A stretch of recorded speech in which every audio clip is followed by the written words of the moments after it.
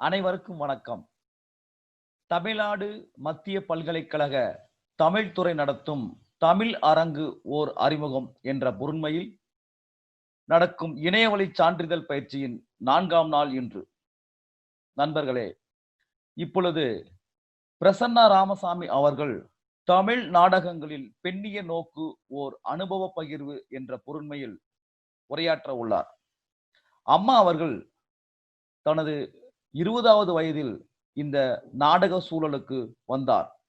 அதற்கு காரணம் 1972இல் அல்காசி அவர்கள் இயக்கிய துக்ளக் என்ற நாடகத்தை பார்த்ததும், அதனைத் தொடர்ந்து ஆங்கிலத்தில் படித்த நாடகங்கள், தமிழ் இலக்கியம், சிறு பத்திரிகையில் வந்த நாடகங்களை தொடர்ந்து வாசித்தல் ஆகியவையே முக்கிய காரணங்கள் எனலாம். அந்த வகையிலே அவர் நாடகம் குறித்து கூறும் பொழுது, போரின் அவலம், அது மனிதர்களின் வாழ்க்கையை புரட்டி போடும் துயரம், ஒடுக்குதலின் அரசியல், ஒடுக்குதலுக்கு உட்பட்ட மனிதர்களின் மாண்பு, போர்க்குணம், சூழலியல், பெண்வெளியின் அதிர்வுகள் என்ற அரசியலை சார்ந்தது நாடகங்கள் என்கின்றார். அம்மா அவர்கள் இதுவரை 25க்கும் மேற்பட்ட நாடகங்களை இயக்கியுள்ளார். கீதம், நிருத்தம், வாத்தியம் என்ற மூன்றும் இணைந்த நாட்டிய வகைதான் தன்னுடைய நாடகம் என்கின்றார். மேலும் ஆட்டமும் பாட்டும் ஓவியமும் தன்னுடைய நாடக மொழியின் சொற்களே என்கிறார். தமிழில் சமகால மற்றும் மரபு இலக்கியங்களையும் பரவலாக தனது நாடக பண்புகளில் பயன்படுத்தும் இவரது நாடகங்களில் தமிழ் மற்றும் உலக மொழிகளின் கவிதைகள் நிகழ்த்துதலின் முக்கிய புள்ளிகளாக திகழ்கின்றன. முற்றிலும் கவிதைகளால் ஆன நாடகங்களையும் செய்திருக்கிறார். உதாரணமாக, மனுஷ்ய புத்திரனின் 4 வரி கவிதை ஒன்று மட்டுமே இடம்பெறும் 50 நிமிட நாடகம், 24 ஈழக் கவிதைகள் இடம்பெற்ற சூரிய முகமும் முக்கியமானவை எனலாம். சிலப்பதிகாரத்தின் பகுதிகளை அடிப்படையாக கொண்டு 200 நாட்டுப்புற இசை நடன கலைஞர்களை கொண்டு இயக்கிய பிறப்பொக்கும் எனும் நாடகம் மிகவும் குறிப்பிடத்தக்க ஒரு நாடகம் எனலாம். பாகிஸ்தானில் உள்ள தெஹாரிக் நிஸ்வான் என்னும் கம்பெனியின் அழைப்பின் பேரில் அங்கு சென்று நாடகங்களை இயக்கியுள்ளார். தவிர கன்னடத்தில் 3 நாடகங்கள், ஆங்கிலத்தில் 9 நாடகங்களையும் இயக்கியுள்ளார். யுனிசெஃபின் ஜெண்டர் சென்சிட்டிவிட்டி அவார்ட், தமிழக அரசின் கலைமாமணி, தில்லி சங்கீத நாடக அகாடமி விருது, மாற்று நாடக இயக்கத்தின் பேராசான் ராமானுஜம் விருது என்ற பல விருதுகளை பெற்றுள்ளார். இந்தியாவின் பல அமைப்புகள், கல்லூரிகள், இலங்கை, தில்லி தேசிய நாடக பள்ளியின் பன்னாட்டு நாடக கருத்தரங்கம் போன்றவற்றில் கலந்து கொண்டு உரையாற்றியது தவிர பல நாடக பயிற்சி பட்டறைகளில் வகுப்புகள் நடத்தியவர். 5 முழு நீள டாக்குமெண்ட்ரி படங்களை இயக்கியவர். அவை பல பன்னாட்டு திரை விழாக்களில் பங்கு பெற்றன. இவர் இசைக்கலைஞர் சஞ்சய் பற்றிய இயக்கிய படம் சத்தியம் திரை அரங்கில் திரையிடப்பட்டது. கடந்த 10 ஆண்டுகளாக சென்னையில் நடைபெறும் பன்னாட்டு இலக்கிய விழாவான லிட் ஃபார் லைஃப் விழாவின் ஆலோசகர், நிகழ்ச்சி ஒருங்கிணைப்பாளர். அத்தகைய சிறப்பு வாய்ந்த பிரசன்னா ராமசாமி அம்மா அவர்களை உரையாற்ற அன்புடன் அழைக்கின்றேன். தமிழ்நாடு மத்திய பல்கலைக்கழகத்துக்கும் தமிழ்துறை பேராசிரியர் ரமேஷ் அவர்களுக்கும் இந்த நிகழ்வுக்கு என்னை அழைத்ததற்கு நன்றி. எனக்கு கொடுக்கப்பட்ட தலைப்பு தமிழில் பெண்ணிய நாடகம் ஒரு அனுபவ பகிர்வு. 1920களில் நினைக்கிறேன், தேவதாசி அவங்க இசைவேளாளர் தனம்மா மிகப்பெரிய இசைக்கலைஞர், வீணை கலைஞர், அவங்க சொன்னாங்க, மியூசிக் அகாடமில சென்னையில கான்ஃபரன்ஸ் ஆரம்பிச்சாங்க.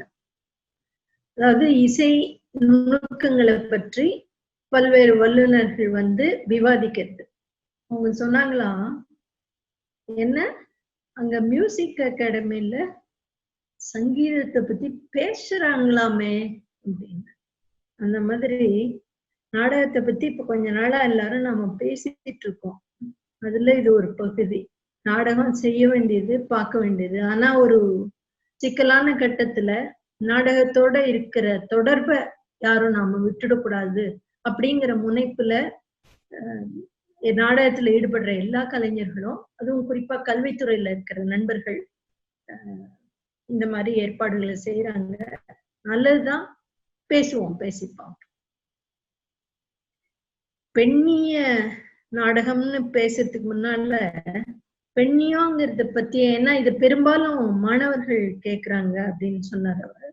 பெண்ணியம்ங்கிறத பத்தியே கொஞ்சம் வரலாற்றை பார்த்துட்டு அதுக்கப்புறமா போறது அப்படி அந்த தலைப்புக்குள்ள போறது நல்லது அப்படின்னு நான் நினைக்கிறேன். பெண்ணியம்ங்கிறது என்ன? பெண்ணியம் என்பது ஒரு சமூக அரசியல் சொல்லாடல்.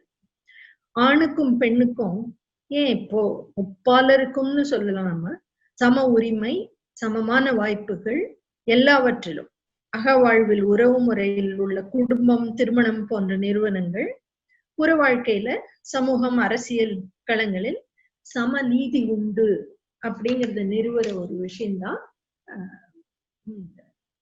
பெண்ணியம்ங்கிற சொல்லாடல்னு ஒரு சுருக்கமா சொல்லலாம். இதுல இந்திய மரபுல இந்த பெண்களை பற்றி நாம் அறிகிற செய்திகள் என்ன? சில ரூபங்கள், சாங்கிய வழிபாடுகள் அவற்றினூடாக பார்த்தால் இயற்கை, செழிப்பு அவற்றின் உருவமாக ஆதியில பெண் சித்தரிக்கப்பட்டிருக்கிறது. 700 ஆண்டுகளுக்கு நீடித்ததாக கருதப்படும் இண்டஸ் வேலி சிவிலைசேஷன், அதாவது 2600 to 1900 BC பெண்களின் உருவங்கள் நிறைய செதுக்கப்பட்டவை கிடைச்சிருக்கு. முழுமையான அலங்காரங்களுடன் கூடிய உருவங்கள். இடுகாடுகள்ல பெண்கள் அவர்களுடைய குடும்பத்தோடையே புதைக்கப்பட்டிருக்காங்க. அவர்களுக்கு பக்கத்திலே அப்பெண்களின் இணையர்னு கருதப்படுற ஆணும் புதைக்கப்பட்டிருப்பதான செய்திகள் கிடைக்கிறது. இதுல இருந்து ஒரு மாதிரியா இந்த பெண்களுக்கான அப்போ இருந்த சமூக அந்தஸ்தை நாம ஊகிக்கலாம்னு நினைக்கிறேன்.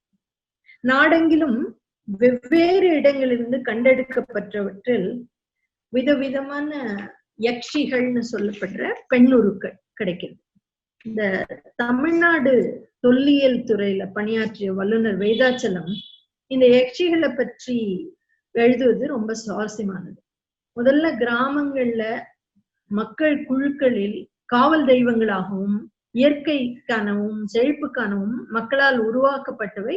பிற்பாடு எவ்வாறு இந்து, புத்த, ஜைன மதங்களில் மக்களின் செல்வாக்கு பெறுவதற்காக வெவ்வேறு பெயர்களில் வடிவெடுக்கின்றன என்பதை எழுதுகிறார்.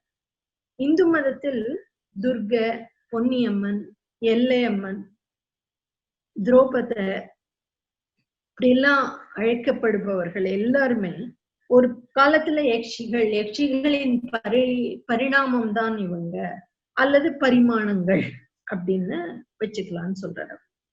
பௌத்தர்களோட மணிமேகலை போன்ற காவியத்துல கூட சம்பாபதி போன்ற பாத்திரங்கள் எல்லாமே யக்ஷிகள் அப்படின்னு எழுதியிருக்காரு. பிற்கால இந்து மத உருவங்களில் சிவனின் மீது அமர்ந்திருப்பவர்களாக பல்வேறு பூஜங்களும் ஆயுதங்களை தரித்தவளாக சக்தி மிக்க காளி போன்ற பெண் உருவத்தின் சித்தரிப்பையும் பார்க்கலாம். இந்த உருவம் தோன்றும் காலத்தில் இந்து மதத்தில் 6 உட்பிரிவுகள், சௌரம், காணாபத்தியம், சைவம், வைணவம், சௌமாரம், சாக்தம் என்று தோன்றுகிறது. இவற்றில் சாக்தம் என்பது பெண் தெய்வத்தை முழு முதல் கடவுளாக, முற்றான சக்தியாக, அந்த சக்திக்கு 64 உரு கொடுத்து வழிபட்டு. இதே இந்து மதத்தில் தான் தகப்பனுக்கும் கணவனுக்கும் மகனுக்கும் எப்போதும் எவ்வாறு பெண் கீழ்ப்படிதல் தான் நடக்க வேண்டும் என்கிற மற்றும் பல்வேறு சமத்துவத்துக்கு எதிரான பிற்போக்குத்தனமான கருத்துக்கள் கொண்ட மனுஸ்மிருதியும் இருக்கிறது இதே இந்து மதத்தில்.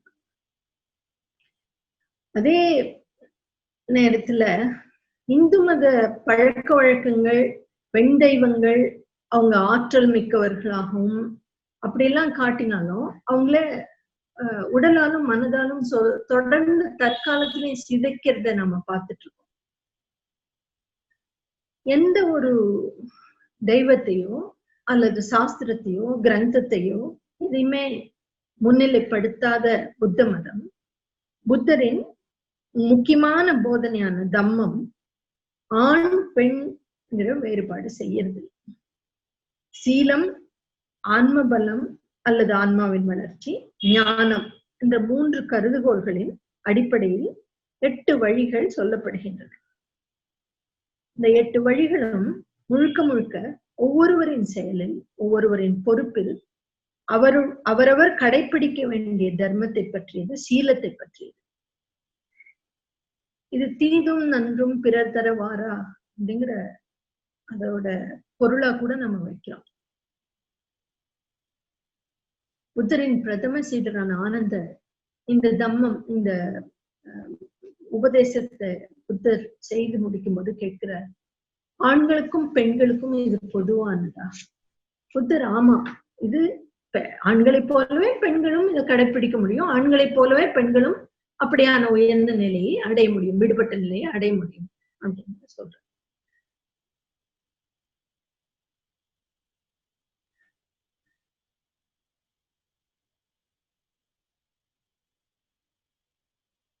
இப்போ இதுல இருந்து கொஞ்சம் மேற்கு நாடுகள் பக்கம் போலாம். மேற்கு நாடுகள்ல 17ஆம் நூற்றாண்டின் இறுதி, 18ஆம் நூற்றாண்டின் தொடக்கம், இந்த சமயத்துல ஐரோப்பாவில ஒரு என்லைட்டன்மெண்ட் அப்படிங்கிற ஒரு மூமெண்ட், சிந்தனாவாதிகள், தத்துவவியலாளர்கள் அவங்க கிட்ட இந்த என்லைட்டன்மெண்ட்ங்கிற மரபுல எதேச்சாதிகாரம் படைத்த வம்சாவழி அரசுகள், மதத்தினால் வழி நடத்தப்படும் அரசு அல்லது அதிகார அமைப்புகள் இவற்றை மறுதளிப்பதிலும் தர்க்கம், காரணம், காரியம், சுதந்திரம், சமத்துவம் சார்ந்த சமூகத்தை நோக்கியதாக இந்த அப்படியான ஒரு சமூகத்தை கண்டடைவதும் அந்த என்லைட்டன்மெண்ட் மூமெண்டோட நோக்கமானது. விஞ்ஞான பூர்வமானதாகவும் வாழ்தல், சுதந்திரம், சொத்துரிமையில் சமத்துவம் போன்றவற்றை நோக்கி அவர்களது விவாதங்களும் செயல்பாடுகளும் பெண்களை சமூகம், அறிவு சார்ந்தவற்றின்பால் பொதுப்பரப்பிற்குள் வந்து பங்கு பெற செய்கின்றன. ஆனால் அதில் ஈடுபடும் அறிஞர்கள் பெண்களை அந்த விவாதங்களுக்குள் முழுமையாக சேர்த்துக் கொள்வதில்லை.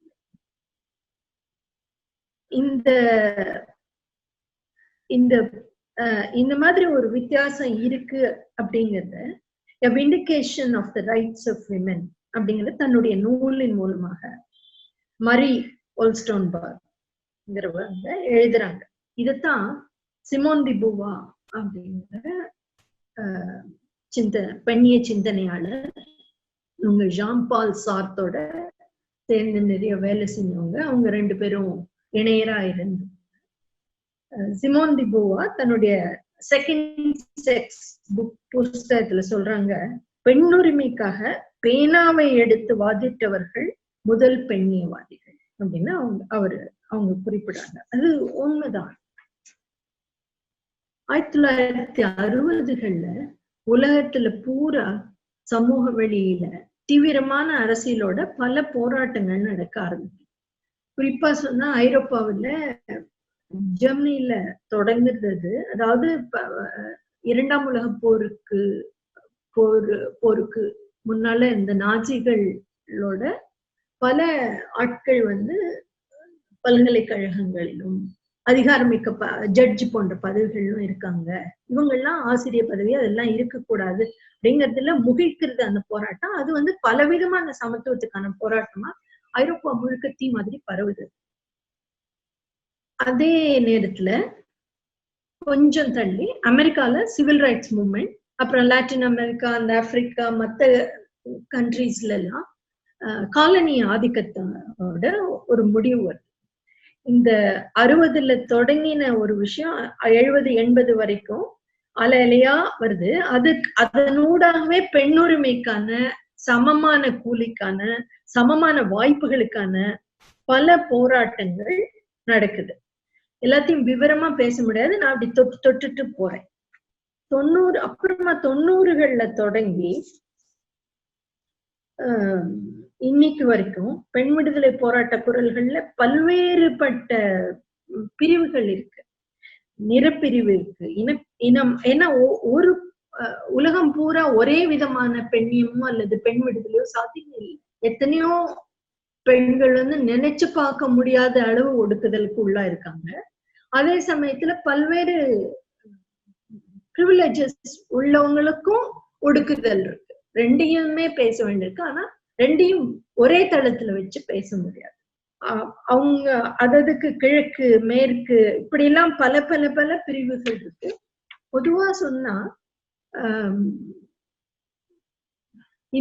இந்த மாதிரி ஒரு வாதத்தை அலஸ் வாக்கர் அவங்க ஒரு கருப்பின பெண் எழுத்தாளர், அவங்க இது நான் உமனிசம்னு சொல்லுவேன். ஏன்னா ரேசிசம், அதாவது இனவாதம், நிறவாதம், இதுல எல்லாம் இருக்கிற ஒடுக்குமுறைகளையும் சேர்த்துதான் எங்களுடைய பெண்களின் விடுதலையும் நான் பேச முடியும்.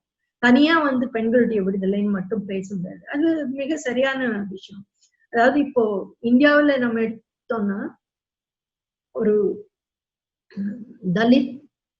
தலித்துகளுக்கு நேர்ந்து கொண்டிருக்கிற ஒடுக்குதல் அல்லது துன்பம், ஒரு தலித் பெண்ணின் ஒடுக்குதல், துன்பம், இதெல்லாம் அதனுடைய விடுதலைக்கான குரல், இதெல்லாம் மற்ற குரல்கள்ல இருந்து ஒன்னா ஒரே இடத்துல நம்ம வச்சு பேச முடியாது. ரெண்டுக்கும் வித்தியாசம் இருக்கு.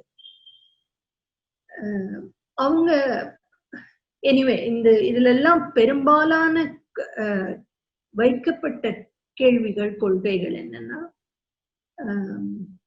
கருச்சிதைவு செய்து கொள்வதற்கான சுதந்திரம் பெண்களுக்கு, தங்களுடைய பாலியல் வாழ்க்கையை வரையறைகளை அவங்களே எடுத்துக்கிறதுக்கான, அது குழந்தைகளின் மீதான பொறுப்புகளுக்கான, வேலை செய்யற இடத்துல சமமான கூலிக்கான, இது போன்ற கேள்விகள் அதுல இருந்தது. நாடக செயல்பாடு அப்படின்னு பார்த்தோம்னா, கருச்சிதைவுக்கான சுதந்திரம் நீங்க பேசும்போது நீங்க யோசிக்கலாம், வளர்ந்த நாடுகள்ல, இந்தியா போன்ற நாடுகள்லயே இது இருக்கே. ஒரு சின்ன வித்தியாசம் இருக்கு. ஜெர்மனில 90ஸ்ல தான், அதாவது வெஸ்ட் ஜெர்மனில நான் சொல்றேன், 90ஸ்ல தான் கருச்சிதைவுக்கான பெண்ணுக்கான உரிமை கிடைச்சது லீகலி. ஆனா இந்தியாவுல என்ன நடந்திருக்குன்னா, அதுக்கான உரிமை இருந்தது. அதே சமயத்துல கருத்தடைக்கான முறைகளை சுதந்திரமா தேர்ந்தெடுக்கிறதுக்கு பெண்ணுக்கு பெரிய உரிமைகள் இந்த சமூகத்துல இல்ல. பெரும்பாலும் பெண் தான் கருத்தடைகளுக்கான ஒரு அறுவை சிகிச்சைக்கு உட்படுத்தப்படுறதோ அல்லது அதுக்கான சாதனங்களை பயன்படுத்தணும் நிர்பந்திக்கப்படுறதோ இந்த குடும்ப ஃப்ரேம் ஒர்க்குள்ள நடக்க. கமிங் பேக் டு தியேட்டர், 70கள்ல இங்கிலாந்து மற்ற ஐரோப்பிய நாடுகள், அமெரிக்கா, அங்கெல்லாம் பெண்ணிய நாடக செயல்பாடுகள் சொல்லலாம் தொடங்கி. பெண் வாழ்க்கை, பெண் அரசியல், சமூக தளங்களில் அரசியல், வெளியில் பெண்ணின் இருப்பு, அந்த அரசியல் வெளியில் பெண்ணுக்கான இடம் அல்லது இருப்புக்கான மறுப்பு, இவற்றை நாடகங்கள் பேச தொடங்கின.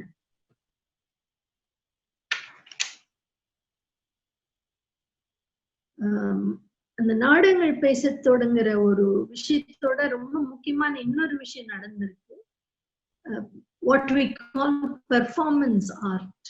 இந்த பெயிண்டிங், இன்ஸ்டலேஷன் ஆர்ட், இதுல எல்லாம் இருந்த நிறைய பெண்கள் அவங்களோட ஓவியம் வரைதலையோ அல்லது ஒரு கண்காட்சி வைக்கிறதுலையோ அதை அவங்க ஒரு பர்ஃபார்மன்ஸாவே நிறைய பண்ணியிருக்காங்க. நிறைய ஆர்டிஸ்ட் இருக்காங்க. ஒருத்தர் பேரு 2 பேரை சொல்ல முடியாது. அவங்க ஒவ்வொருத்தரும் பெண்ணின் உடல் அரசியல், பெண்ணுக்கு மறுக்கப்படும் உரிமைகள், இவற்றையெல்லாம் தன்னுடைய ஓவிய காட்சிகளினூடாக அவர்கள் நிகழ்த்தும் அந்த நிகழ்த்துகையிலேயே அதை கொண்டு வராங்க. அது நாடகமா பேசப்படலை இப்போ வரைக்கும். நாடகத்தின் சரித்திரமா அது பேசப்படல. ஆர்ட் பெர்ஃபார்மன்ஸ் தான் பேசுறாங்க. ஆனா நான் அதையும் ஒரு நாடகமா தான் கணக்குல. பெண்ணிய நாடகாசிரியர்கள்னு சொன்னா கிட்டத்தட்ட, அதாவது மேற்கு நாடுகள்ல 20க்கும் அதிகமான நாடகங்களை 20க்கும் அதிகமான நாடக ஆசிரியர் பெயர்களை நிறைய சொல்லலாம். 2 கருப்பின பெண்கள் ரொம்ப குறிப்பிடத்தகுந்த நாடகங்களை எழுதியிருக்காங்க. நொட்ஸ்கா ஷாங்கே, மரிட்டா போனர், இவங்க 2 பேரும். மரிட்டா போனர் 60ஸ்லயே இறந்துடுறாங்கன்னு நினைக்கிறேன். அப்புறம் மற்ற பல்வேறு நாடுகள்ல இருந்து வந்து அமெரிக்கால வசிக்கிற சில பெண்கள், அதுல மரியா ரென்ஃபோர்ட்னஸ், அவங்க கூபால இருந்து அமெரிக்காவுக்கு வந்து அமெரிக்கால செட்டில் ஆனவங்க, ஸ்பானிஷ் மொழியில எழுதுறாங்க. அவங்களோட ஒரு நாடகம் கண்டக்ட் ஆஃப் லைஃப்னு, அதாவது ப்ரூட்டலைசேஷன் பற்றி, எப்படி ஒரு ப்ரூட்டலைஸ்ட் அட்மாஸ்பியர்ல அந்த அதே மாதிரி தானும் ப்ரூட்டலைஸ் ஆகாம பெண்கள் உள்ளுணர்வுல இருந்தே அவங்க வந்து செயல்படுறாங்க அப்படிங்கிறது அதோட மைய கருத்து. இந்த கான்டக்ட் ஆஃப் லைஃப். போருங்கிற ஒரு சூழல் வந்து ஒரு ஆணை எவ்வளவு ப்ரூட்டலைஸ் ஆகுது, அந்த போர்ல ஈடுபடுறதுனாலயே அந்த ஆண்மகனோட அண்மையில இருக்கிற அவனோட வாழ்க்கையை பங்கு போட்டுக்கிற பெண் மட்டும் இல்ல, அவங்க அடுத்து இருக்கிற வெளியில வேலை செய்யற பெண்கள் கூட எப்படி ப்ரூட்டலைஸ் ஆறாங்க. இத பத்தி இந்த நாடகம் பேசுது. 80ஸ்ல அவங்க இங்க வந்தாங்க சென்னைக்கு, அவங்கள நாங்க சந்திச்சோம். அந்த கான்டக்ட் ஆஃப் லைஃப்ங்கிற நாடகத்தை பேராசிரியர் ராமானுஜம் அவர்களோடு சேர்ந்து நானும் இயக்கினேன். அவங்க ரொம்ப ஒரு வெற்றிகரமான டைரக்டர் கூட.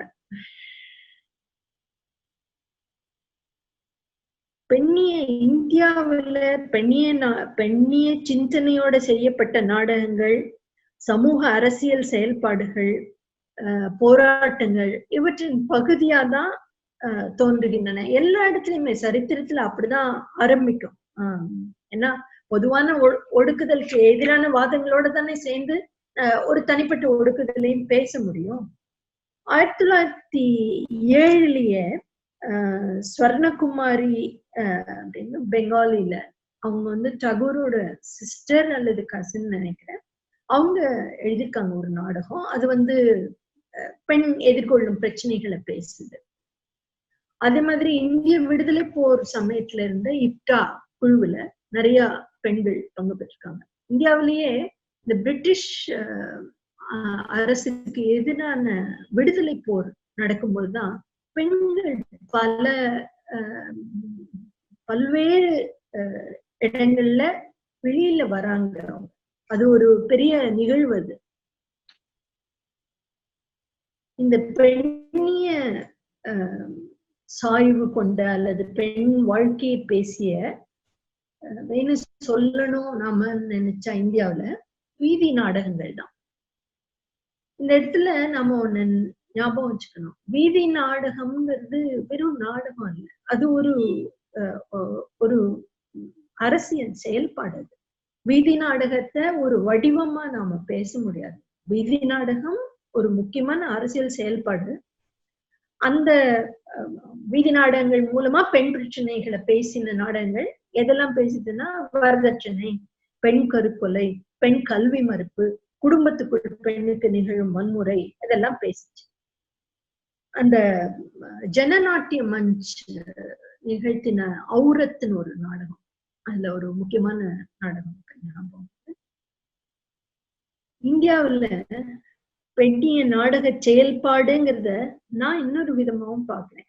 இந்த 70கள்ல தொடங்கின ஒரு செயல்பாட்டோட விளைச்சலா தான் இன்னைக்கு இந்தியாவுல முக்கியமான பெயர்களா இருக்கிற பெண் நாடக வேளாளர்கள்ல முக்கியமான பெயர்களா இருக்கிற அனுராதா கபூர், கீர்த்தி ஜெயின், நீலம் மான்சிங், அமால் அல்லானா, அனாமிகா ஹக்சர், ரொம்ப முக்கியமான பெயர். அவங்க எல்லாரும் சுஷாமா தேஷ்பாண்டே இவங்களுக்கு கொஞ்சம் பின்னாடி வரவங்க. இவங்க எல்லாருமே நாடகத்துக்குள்ள வராங்க. அதாவது இதுல சில பேர் வந்து உஷா கங்குலி, சில பேர் நாடகம் பயில வராங்க. தேசிய நாடக பள்ளியில நாடகம் பயின்று விட்டு பின்னர் நாடகம் பண்றாங்க. சில பேர் பொதுவா நாடக வேலையோட தன்னை இணைச்சு கொண்டு அதுலயே பயிற்சி அடைந்து செய்ய வராங்க. இவங்களோட நாடகத்துக்கான காத்திரமான பங்கு ரொம்ப முக்கியமானது. 2-3 சின்ன சின்ன விஷயங்களை நினைவுபடுத்திட்டு மேல போகலாம்னு நினைக்கிறேன். இவங்க ஒர்க்ல நீலம்மான் சிங் ஒரு நாடகம் பண்ணாங்க. கதா, கிச்சன் கதா அதோட பேரு. அதுல அந்த பெண் தன்னுடைய முதல் பாலியல் உறவுகளுக்கு அத லைக் வாட்டர் ஃபார் சாக்லேட்னு ஒரு லாட்டின் அமெரிக்கன் கதையோட நிறைய அடாப்ட் பண்ணினாங்க. அந்த கதையோட சில அதிர்வுகள் எடுத்து அடாப்ட் பண்ணினாங்க. அந்த காட்சி அவங்க ஒரு அற்புதமா அமைச்சிருந்தாங்க. ஒரு ஏணி, ஒரு ரேஸ் லெவல், அதுல அந்த பெண் ஒரு மாதுளம்பழத்தை பிச்சு சாப்பிடுறாங்க. அதுல இருந்து அந்த மாதுளம்பழத்தோட ரசம் சுட்டுது, ஒரு வெள்ளை விரிப்பு. அதாவது ஒரு செலிப்ரேஷன் ஏரியால ஒர்க் பண்ணிருந்தாங்க. இத பார்க்கணும், நாடகத்துல எவ்வளவு சொல்ல முடியும். அனுராதா கபூர், அக்கா மகாதேவின்னு கன்னடத்தோட ஒரு கவி, வச்சன கவி. அவங்க பசவண்ணா, அல்லாமா பிரபு அவங்க எல்லாம் அந்த காலத்துல இருந்த வச்சன கவி. ஒரு மிகப்பெரிய பெண் ஆளுமை அவங்க. அந்த அக்கம்மாவை பற்றி அக்கம்மாவுடைய கவிதைகளை முன்னிறுத்தி ஒரு வேலை செஞ்சாங்க. ஒரு ரொம்ப சின்ன நாடகம். அது எனக்கு மிகப்பெரிய ஒரு இன்ஸ்பிரேஷனா இருந்தது. அதாவது அக்கம்மாவுடைய பற்றி ஒரு பொது வெளியில இருக்கிற ஒரு முக்கியமான இமேஜ் என்னன்னா, அவங்க எந்த ஆடையும் இல்லாமல் தன்னுடைய நீண்ட கூந்தலே தன்னுடைய உடலை மறைத்தபடி அவங்க நடமாடினாங்க. பேச்சு வழக்குல கேள்விப்பட்ட செய்தி. அவங்க அந்த காட்சியை எப்படி அமைச்சிருந்தாங்கன்னா, ஒரு திரையினூடாக திரைக்கு பின்னால் அக்கா நடந்து போறாங்க. அவங்களுடைய கூந்தல் அந்த திரைக்கு முன்னால, அதாவது ஆடியன்ஸ்ல இருந்து பார்க்கும்போது அந்த பெண் நடந்து போறது திரைக்கு பின்னால, அவங்க கூந்தல் தான் நம்ம அசைவுல பார்ப்போம். ஒரு வெரி இவோகேட்டிவ் இமேஜ். அப்படி அதை பாக்குறதுங்கிறது, அதுக்கு இசை இருந்தது, இன்னும் தொடர்ச்சியான காட்சி இருந்தது. அந்த ஒரு சின்ன இமேஜ கொடுக்குறேன் அவங்களுக்கு. இது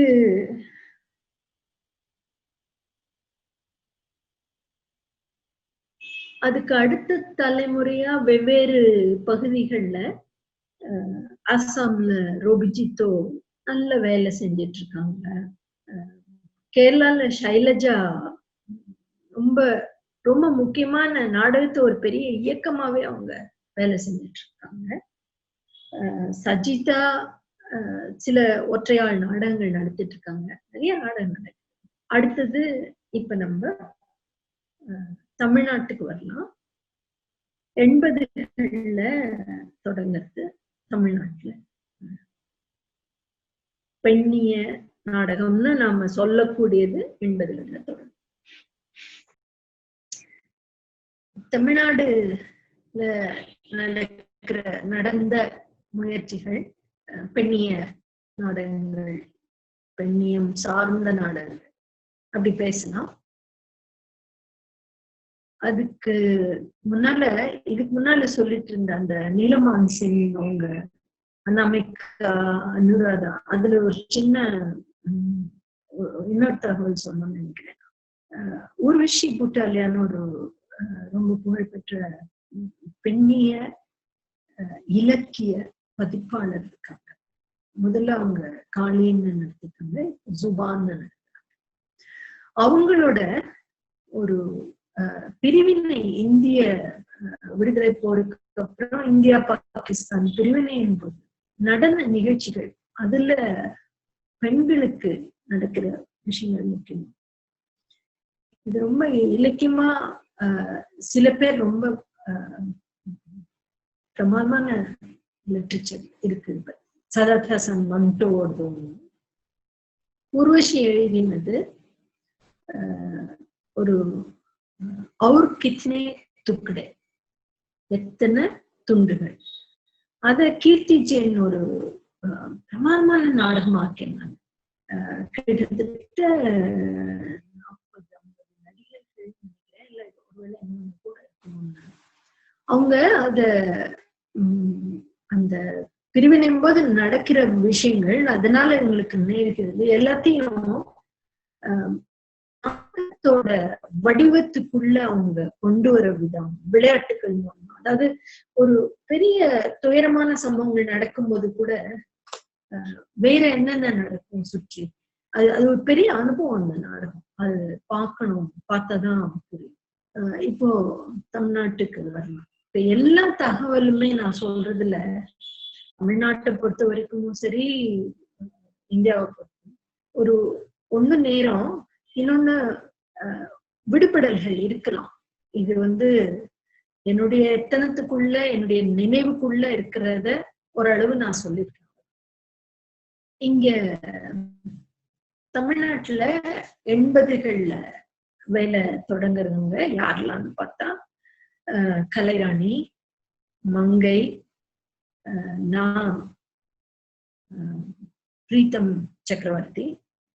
அப்புறம் அதுக்கப்புறம் இப்போ கடந்த ஒரு 4-5 ஆண்டுகளுக்குள்ள தேசிய நாடக பள்ளியில பயின்று வெளிவந்த ஜானகி, மெல்லடி,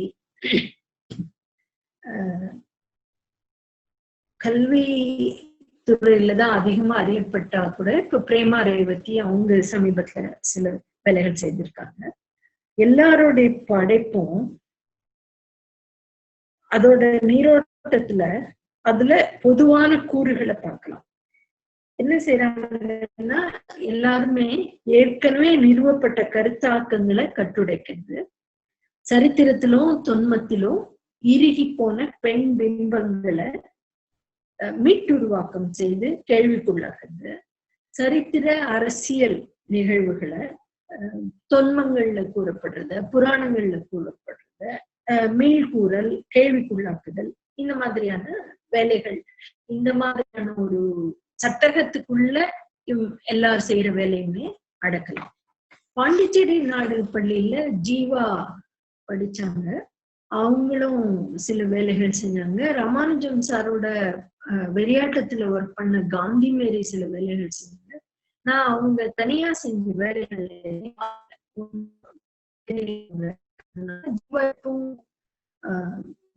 வேலை செய்யறாங்களா என்ன அந்த தொடர்பு இல்லாம இருக்கு.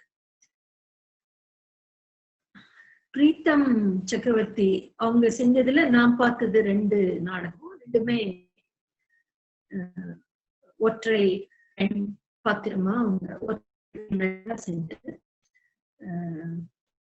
ஒண்ணு ஒரு நடிகையின் வாழ்க்கை பற்றியது. அவங்களோட அக வாழ்க்கை, புற வாழ்க்கை ரெண்டுமே, 2ல இருந்தும் சம்பவங்கள். பிரதியும் அவங்களே உண்டாக்கினதுதான் நினைக்கிறேன். சலவை தொழில ஈடுபடுற பெண்ணுடைய வாழ்க்கை பற்றி இன்னொரு நாடகம் செஞ்சாங்க. அதுக்கு பேரு வெள்ளாவே. 2 நாடகமுமே நான் பார்த்து என்னுடைய நினைவுல இருந்து ஒரு நல்ல நம்பகத்தன்மையோட இருந்தது. அவங்க ஒரு நல்ல ஸ்ட்ராங்கான ஆக்டர். ஆனா அந்த அந்த வெளிப்பாட்டுல அந்த பாத்திரங்கள் அவளை பற்றிய கதை சொல்லல, ஒரு கோபம் இருந்தது. அப்புறம் ஒரு ரெஸ்ட் ஆஃப் த சொசைட்டியை பற்றின ஒரு இகழ்ச்சி இருந்தது. ஸ்ட்ராங்கா ஞாபகம் இருக்கிற விஷயங்கள் இதுதான். கலைராணி கூத்துப்பற்றையில பயிற்சி பெற்ற தொழில் முறையா பயிற்சி பெற்றவங்க ஒரு நடிகை. அவங்க ஒரு 3-4 ஒர்க் சோலோவா பண்ணிருக்காங்க. நந்தன் கதை அதிர்வுகளை எடுத்துக்கொண்டு அதுக்கு ஒரு பர்சனல் ட்ரஸ்ட் கொடுத்து அதை பல ஆண்டுகள் ரீவிசிட் பண்ணிட்டே இருந்தாங்க. அவங்க நிறைய தடவை செஞ்சிருக்காங்க. ஒவ்வொரு முறையும் அந்த இடைப்பட்ட காலத்துல ஒரு பெண்ணாக, ஒரு தொழில்முறை நடிகையாக அவங்களுக்கு கிடைச்ச அனுபவங்களோட சாரம் வந்து அதுக்குள்ள குடியேறி இருக்கும். அதாவது ஒரு 2 வருஷம் முன்னால பார்த்துட்டு 2 வருஷம் பொறுத்து பார்க்கும்போது அதுக்கு ஒரு வேற ஒரு கலர் இருக்கும். ஆனா அது வந்து அது அந்த பெண்ணுடைய அனுபவம் இருக்கு அதுல. பொதுவா இந்த பெண்ணியம் நாடகம், பெண்ணியம் சார்ந்த நாடகம் இதை பத்தி ஒரு பொதுவான கருத்தை பின்னாடி பார்க்கலாம். சாங் ஆஃப் லோவினோன்னு ஒரு டெக்ஸ்ட், சாங் ஆஃப் லோவினோன்னு நீங்க தேடினீங்கன்னா கிடைக்கும். அத அவங்க ரொம்ப பெரிய உழைப்போட அவங்க செஞ்சாங்க. ஒரு கட்டத்துல தன்னுடைய அகவெளியின் அதிர்வுகளை, பயத்தை,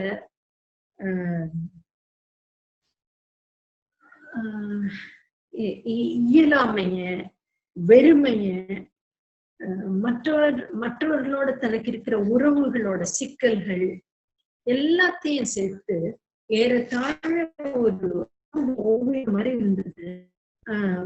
அது எல்லாமே வெளிப்படுற விதத்துல அவர் ஒரு நாடகம் செய்திருந்தார். ரொம்ப அந்த நாடகம் மழைன்னு டைட்டில் வச்சிருந்தேன்னு நினைக்கிறேன். ஒரே ஒரு தடவை தான் நடந்தது, ஒரு தடவை தான் பார்த்தேன். என்ன காரணத்தாலும் அவர் அது தொடர்ந்து முன்னெடுத்து வளர்த்தல.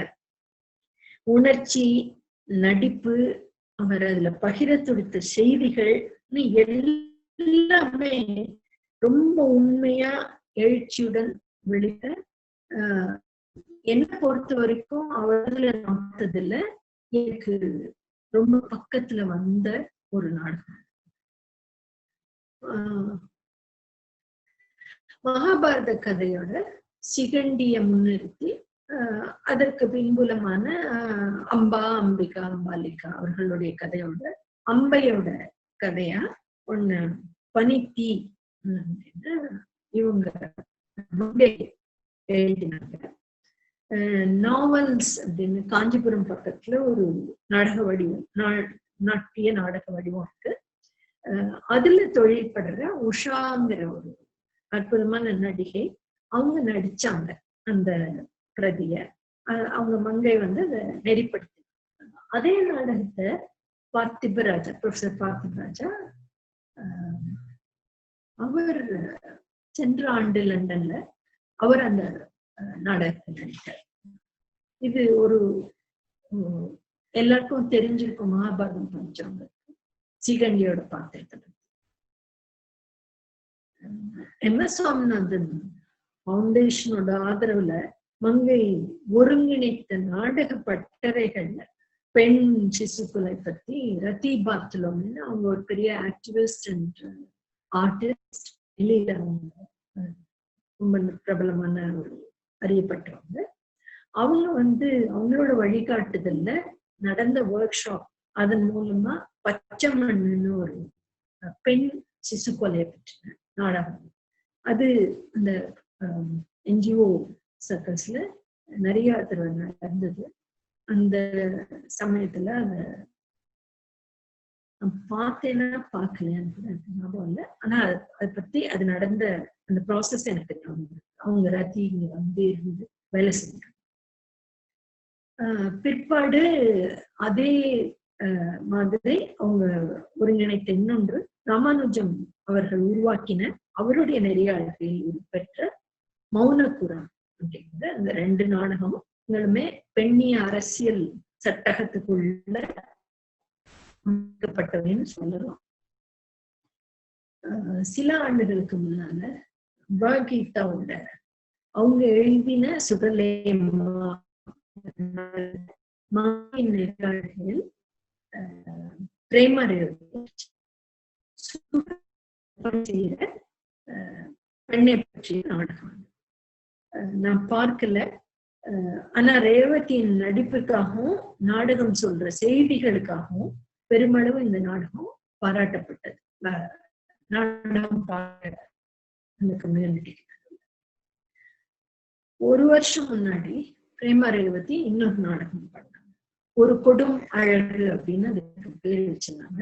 அதோட ஒரு ரிஹர்சல் நான் பார்த்தேன், ஆக்சுவல் பெர்ஃபார்மன்ஸ் நான் பார்க்கல. ரேவதி தனக்கும் தன்னுடைய அம்மாவுக்கும் நடுவுல இருந்த உறவு, தன் அம்மாவோட உலகம்னு தாம் பார்த்தது, தான் அறிஞ்ச செய்திகள்,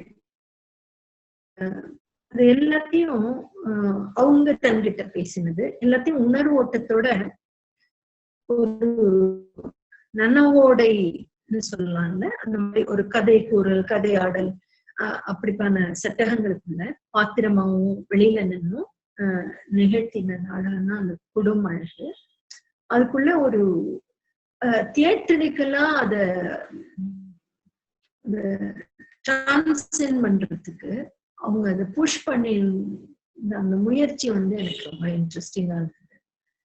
இந்த பெண்ணிய செயல்பாடுகள்ல இது ஒரு முக்கியமான விஷயம். அதாவது இந்த மாதிரி ஒரு ஏரியாஸ பெண்கள் பார்க்க நினைக்கிறது, பார்க்க முயற்சி பண்றது. புறவெளியில நிறைய புரட்சிகரமான கருத்துக்கள் அல்லது விடுதலைக்கான கோஷங்கள் இருக்கு, இஷ்யூஸ் இருக்கு, இஷ்யூஸை பத்தி பேச வேண்டியிருக்கு, இஷ்யூஸ். ஆனா இந்த பர்சனல் ஸ்பேஸ் இருக்குங்க, அந்த பர்சனல் ஸ்பேஸுக்குள்ள இருக்கிற விஷயங்களை பேசுறது is very equally very valid. ஏன்னா இது வந்து வெறும் பர்சனல் இல்லை, அது அது என்னங்கிறது நம்ம யோசிக்கும் போது நமக்கு தெரியும், பார்க்கும்போது நமக்கு தெரியும்.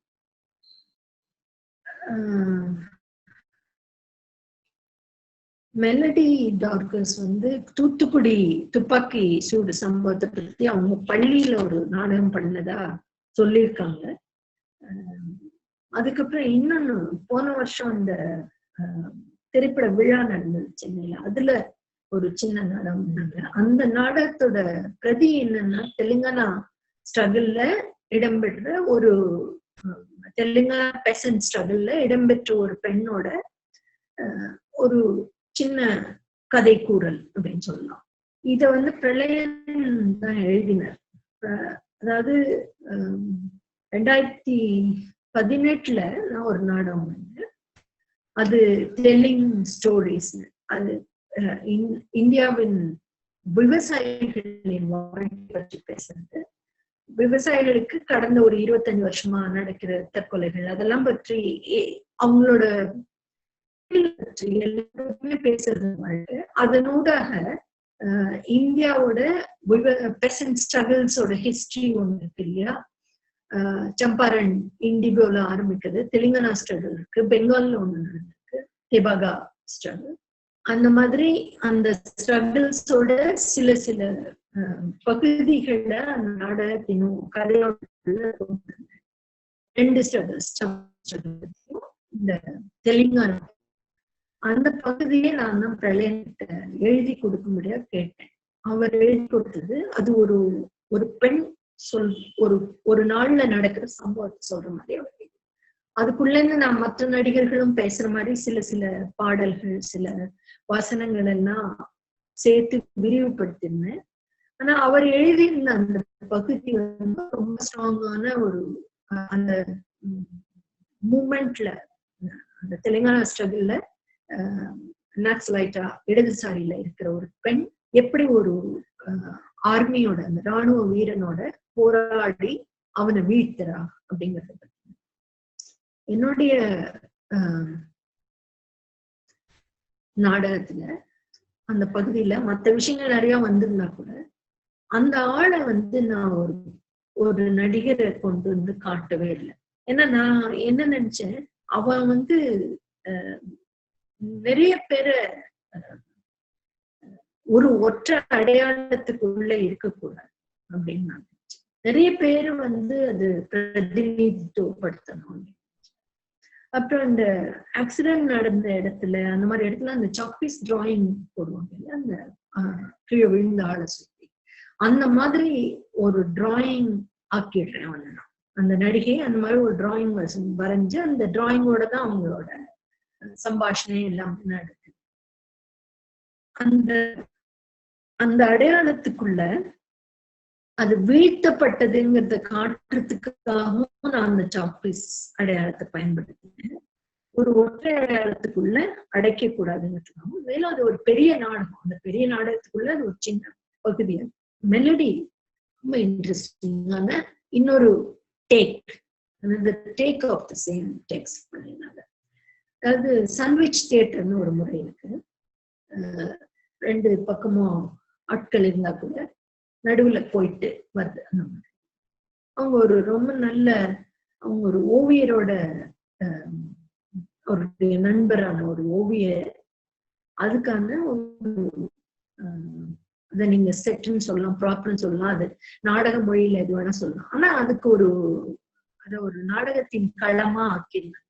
உங்களுக்கு சக்கரை வச்ச ஒரு நீண்ட பலகை மேல மண்ணை நிரப்பி அதுல முளைக்க வச்சு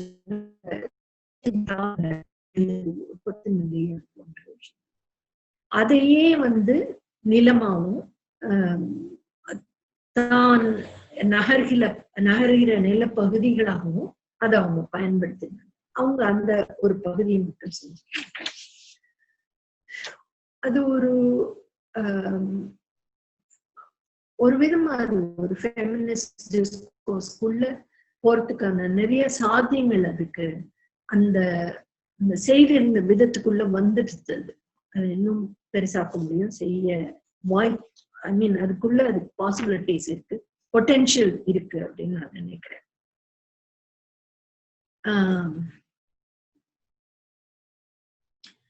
சிலப்பதிகாரத்தை அதுல இடம்பெற பல்வேறு பெண் பாத்திரங்களுக்கு உருவமும் வடிவமும் கொடுத்து அதுக்கு ஒரு திட்டம் அவங்கள, அதாவது சின்ன சின்ன பாத்திரங்களை கூட திட்டப்படுத்தி கடந்து போயிடுவோம் சாதாரணமா. அந்த மாதிரி கடந்து போகாம அவங்கள திடப்படுத்தி ஏறக்கூடிய ஒரு உரையாடல், அதாவது ஒரு டிஸ்கோர்ஸ் தளத்துக்கு நகர்த்தி ஒரு பிரதி வஞ்சியர் காண்டம். அதை எழுதினவர் பிரளயன்.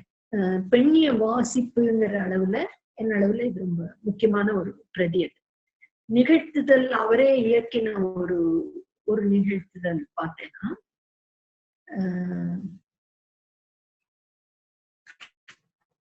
அதாவது நம்முடைய சமகாலத்துல ஒரு மிகப்பெரிய கற்பனை உள்ள நாடகக்காரங்க பிரளயன்.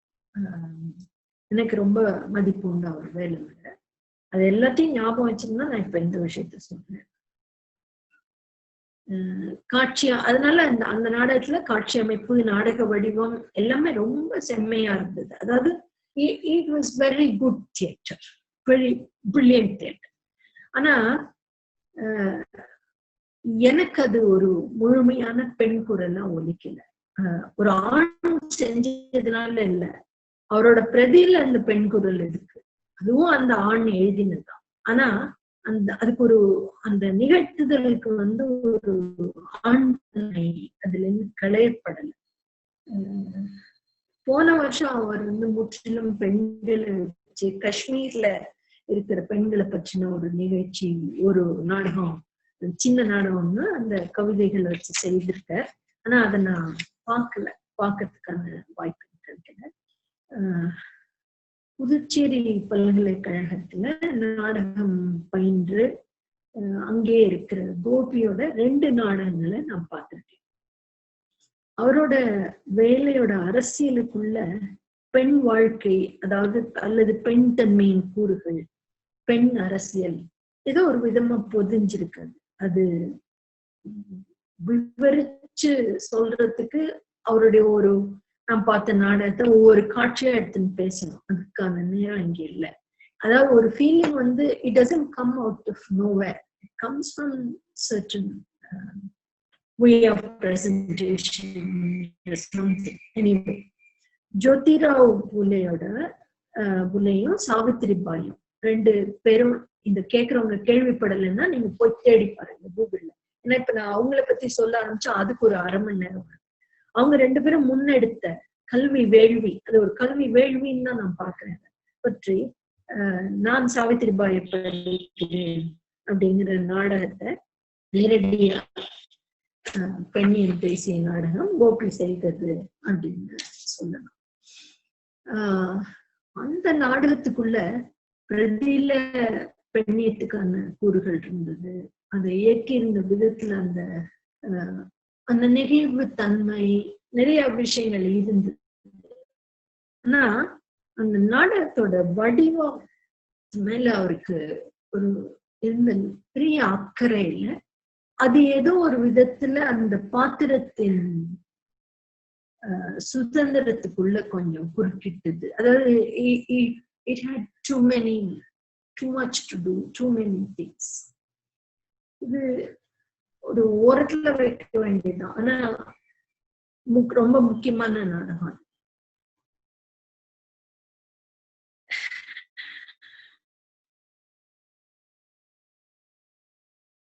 இப்போ சிலப்பதிகாரம் சிலப்பதிகாரத்துக்கு நான் ஒரு நாடகம் செஞ்சிருக்கேன். ஏறக்குறைய 200 நாட்டார் வழக்குல இருக்கிற கலைஞர்கள், இசை கலைஞர்கள், ஆட்டக்கலைஞர்கள் எல்லாரும் சிலப்பதிகாரத்துல குறிப்பிடப்படுகிற பல்வேறு நாட்டார் கலைகள் இப்போ நம்ம கிட்ட இருக்கு. கரகம், விளக்குகள் போன்ற எத்தனையோ கலைகள். அந்த கலைகள் எல்லாவற்றையும் வைத்துக்கொண்டு சிலப்பதிகாரத்தின் கோவலன் மாதவி கண்ணகி கதையை நான் சொல்லல. நான் கொற்றவை மையப்படுத்தி என்னுடைய இடையீடுகளையும் செய்திருந்தேன். அந்த அந்த நாடகத்தோட ஒரு காட்சியை பற்றி பேசுறதுல இருந்து என்னுடைய வேலையை பற்றி நான் பேசலாம். அதாவது அந்த காட்சி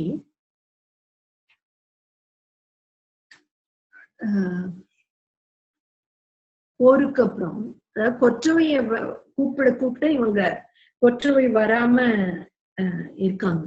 ஏன் வரல அப்படின்னு கேட்கும்போது அந்த அவ்வளவு பெண்கள், அதுல அந்த நாடகத்துல இடம்பெற்ற கரகாட்டம் மற்றும் எல்லா மற்ற ஆட்டக்கார பெண்கள் எல்லாரும் வருவாங்க. எனக்கு அவங்க என்ன சொல்றது, நாட்டார் கலைஞர்கள், அவங்க ஆட்டம் என்னவா இருந்தாலும் நம்ம பண்றது நாடகம். அப்படிதான் நாங்க எல்லாருமே முதல்ல சேர்ந்து வேலை செய்வாங்க. அந்த கதையினூடாக தான் அவங்களும் வேலை செய்வாங்க. சோ அவங்க எல்லார் கையிலையும் இப்ப என்கிட்ட அந்த போட்டோ அந்த வீடியோ எதுவும் கிடைக்கல, எனக்கு இல்ல, அதனால காட்ட முடியும். அவங்க எல்லார் கையிலையும் இந்த செல்லுலாய்ட் பொம்மைன்னு நம்ம சொல்லுவோம். இந்த இவ்வளவு பெருசு இருக்கும் அந்த பொம்மை, அது ஜரிகை, அது அப்படியே மேலே கீழே வரைக்கும் ஒரு மோல்டுல செய்யப்பட்ட பொம்மை. எல்லா இடத்துலயும் சுலபமா கிடைக்கும், ரொம்ப ரொம்ப வருஷமா இருக்காது. அந்த பொம்மை 2 அடி 2 அடிக்கு அந்த பொம்மை எல்லா பெண்கள் கையிலும் இருக்கும். அவங்க அந்த ஆட்டத்தோட அசைவுகளோட ஆடுவாங்க. ஆடிக்கொண்டே இந்த பாடுறவங்க பாடுவாங்க, அவங்களும் பாடிப்பாங்க.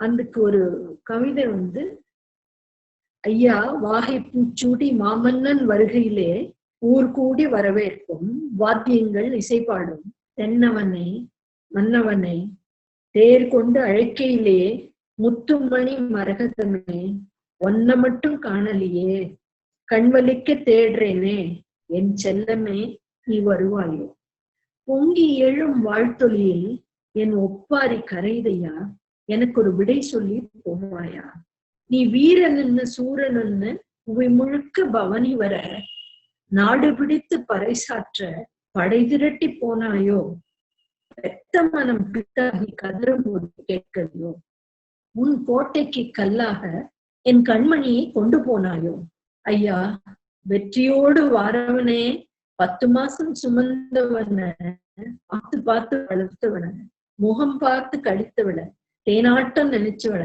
ஒரு வார்த்தை கேட்கலையே ஐயா எத்தனை தாய் தவிப்பாளோ தாரந்தான் அழுவாளோ கல்வெட்டில் உன் பேர காலத்துக்கும் அழியாமல் கருவறுத்து போனாய் யுத்தம் என்ற பேராலே ஓடும் ரத்தம் கணக்கில்ல என் கண்ணீரோ நிற்கல. இதுல இந்த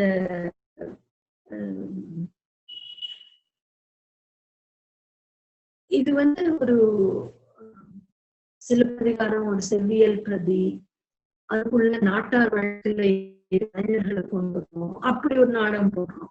ஆனாலும் பேச வேண்டிய விஷயங்களை இடையிட கொண்டு வந்துட்டு இருக்கோம் நம்ம.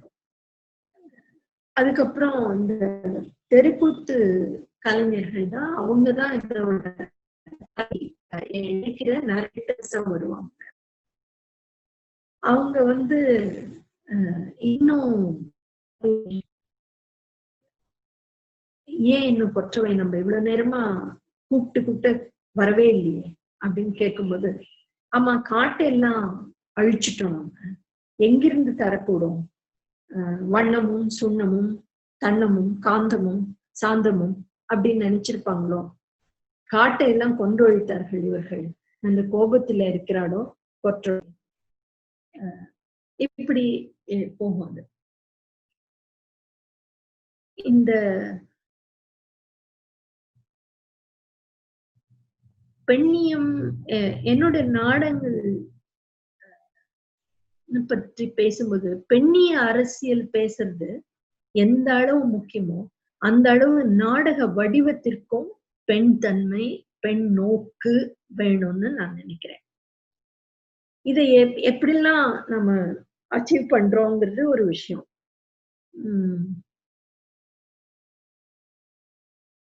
அதாவது இதுவரை நிறுவப்பட்ட வடிவ அமைப்புகளின் போதாமை எனக்கு இடைஞ்சலா இருக்கு. எனக்கான அல்லது என்னுடைய இடையீடுகளோட கூடிய ஒரு வடிவத்தை நான் ஒவ்வொரு நாடகத்திலையும் நிறுவுறேன். முதலாவதா இது பல விதங்கள்ல நடக்குது. முதலாவதா தொடர்ச்சியான கதை கூறல்ங்கிறத நான் கலைச்சு போடுறேன். காலத்தை முன்னும் பின்னுமா அசைப்பது ஒரு முக்கியமான விஷயம். இவ்விதமான கலைத்தலை எப்படிலாம் செய்யறோம்னா, இசையின் குறுக்கீடு, நடிகர் பாத்திரத்துல இருந்து வெளியேறது, 2 விதமான மன ஓட்டங்களை அடுத்தடுத்து பேசுறது, அதாவது பக்கம் பக்கமா பேசுறது. ஏன்னா பார்வையாளர்கிட்ட போய் ஒரு பாம்ப்ளெட்ல எழுதி காட்டுற மாதிரி கருத்துக்களை கொட்டி அப்படியே கொட்டி விட்டுட்டு போறது ஒரு நாடகத்துக்கான நியாயமும் இல்லை, அது பெண்ணியத்துக்கான நியாயமும். என் மனதோட அதிர்வுகளின் எதிரொலி போல காட்சிகள், இசை, நடனம், வசனம், ஓவியம் இவற்றின் மூலமாக பார்வையாளர்களின் மனத்தில் சில அசைவுகளை ஏற்படுத்தணும்னு நான் நினைக்கிறேன். அப்படியான ஒன்றை பேசும் பிரதிகளுக்கு இங்க முன்மாதிரிகள் இல்லை. ஆகவே நானே என் பிரதிகளை உருவாக்குறேன். பார்க்க போனா இப்ப முன்னாடி பேசினோம்னு இவங்க எல்லாருமே புதிய பிரதிகளை உண்டாக்குறாங்க. கலைராணி அல்லது பிரேமா ரேவதி, பிரீத்தம், இவங்க எல்லாரும் செஞ்சிருக்கிற அந்த நாடகங்கள்லயும் அவங்க இந்த அரசியல் பேசுறதுக்கான அல்லது அவரவருக்கான பிரதிகளை அவங்க உருவாக்குறாங்க. இந்த பெண்ணிய நாடக செயல்பாட்டுல இது ஒரு முக்கியமான விஷயம்னு நான் நினைக்கிறேன். என்னுடைய நாடகத்துக்கு வரும்போது இந்த பிரதிகள் உருவாகும் விதம் என்ன, இதோட ஒரு எப்பவுமே ஒரு நாடகத்தோட ஒரு அசைவியக்கமா காட்சி படிமமா தான் ஒரு நாடகத்தை முதல்ல நான் அவதானிக்கிறேன். இதை என் கூட வேலை செஞ்ச ஒரு நடிகர் தான் அனிதா ரத்னம். அவங்க என்னோட வேற ஒரு நாடகம், அவங்க பங்கு பெறாத நாடகம், அதோட முதல் நிகழ்ச்சியோட விவாதத்தின் போது அவங்க சொன்னாங்க, எப்பவுமே அப்படிதான் ஆரம்பிக்கிறாங்க. அவங்க சொன்னதுதான் எனக்கு ஓஹோ அப்படி ஆரம்பிக்கிறாங்க தெரிஞ்சது. இந்த அதுக்கான பிரதியை உருவாக்கும் போது நான் என்ன செய்யறேன், பேசு பொருளோட மையத்துல இருக்கிற ரசம் என்ன, அதோட சஞ்சாரிகளோட வீச்சு என்ன, காலந்தோறும் அந்த ரசத்தில் அந்த உணர்வின் அந்த பொருளின் அல்லது அந்த கருத்தின் சொல்லாடல்கள் என்ன, இப்போது என் காலத்திய கவிதைகளில் அது எப்படி பேசப்படும், இதெல்லாம் தான் நான் எதை பற்றி பேசுறேங்கும் போது அதுக்குள்ள வந்து சேர்ற விஷயங்கள். பெரும்பாலும் நான் எதை பற்றி பேசுறேன் என்னுடைய நாடகங்கள்ல, போரினால் குலைக்கப்பட்ட, ஏன்னா எல்லா உலகம் பூரா காலந்தோறும் நடந்துட்டே இருக்கு. நம்முடைய காலத்துல நம்ம பார்த்திருக்கிற அழிவுகள் கொஞ்சம் நெஞ்சம் இல்லை. அண்மையில இருக்கிற இலங்கை, தொலைவுல இருக்கிற ருவாண்டா, சொல்லிட்டே இருக்கலாம், ஈராக், வியட்நாம் நடந்து ஒன்னும் 100 ஆண்டுகள் ஆகிடல. ஒவ்வொரு இடத்துலயும் ஒவ்வொரு போரும் பெண்களையும் குழந்தைகளையும் தான் குலைச்சு போடுறது. ஆண்கள் இறந்து போறாங்க இல்லைன்னு சொல்ல, ஆண்களுக்கு பெரிய பெரிய நஷ்டங்கள் ஏற்படும். முதல் உலகப் போருக்கு அப்புறம் எத்தனையோ லட்சக்கணக்கான பேர் முடமாகி போய் கிடந்தாங்க. ஏன்னா அப்பெல்லாம் வைத்தியம் கூட கிடையாது. ஆனா இந்த பெண்கள் தான் திரும்பவும் அவங்க ஆண்கள் இல்லாத போது, அதைத்தான் நான் அந்த பாட்டுல சொல்ல முயற்சி பண்ணேன். ஆண்கள் இல்லாத போதும் இந்த பெண்கள் தான் வாழ்க்கை நடத்திட்டு போறாங்க. இந்த பெண்கள் தான் கட்டுறாங்க திருப்பி வாழ்க்கை. அந்த விஸ்லவா சிம்போர்ஸ்காவோட ஒரு கவிதையில வரும், இடிபாடுகளுக்கு நடுவே பெண்கள் மீண்டும் வாழ்க்கையை உருவாக்கி கொண்டிருக்காங்க. நான் கரெக்டா சொல்லல, ஏன்னா நினைவுல இருந்து கோட் பண்றேன். டெலிவிஷன் கேமராக்கள் அடுத்த யுத்த காலத்துக்கு நகர்ந்து போய்விட்டது. இந்த போர்ல நடக்கிற விஷயம் பொதுவா, ஆனா ஒடுக்குதலின் அரசியல் பற்றி பேச வேண்டியிருக்கு. இந்த கர்நாடகாவின் ராஷ்டிரகவி குவெம்போட பெரல் கே குரல்னு ஏகலைவன் பற்றிய நாடகம். அதுலயும் அவருடைய பிரதிக்கு நடுவுல இடையீடுகளா சில காட்சிகளை, பாடல்களை நான் வச்சேன். அதுல ஒரு காட்சி நீங்க பார்க்கறதுக்கு இருக்கு, பார்க்கலாம். அந்த காட்சியில அவங்க கேக்குறாங்க, துரோணர், அவங்க அந்த பெண்கள் ஒரு மண்டையோடுகள் எல்லாம் வச்சுக்கொண்டு பேசிட்டு இருக்காங்க. அதாவது ஆல்மோஸ்ட் டெலிரியம், ஸ்டேட் ஆஃப் டெலிரியம்ல, அல்லது தலைகள், கொய்யப்பட்ட தலைகளை வச்சிருக்காங்க கையில.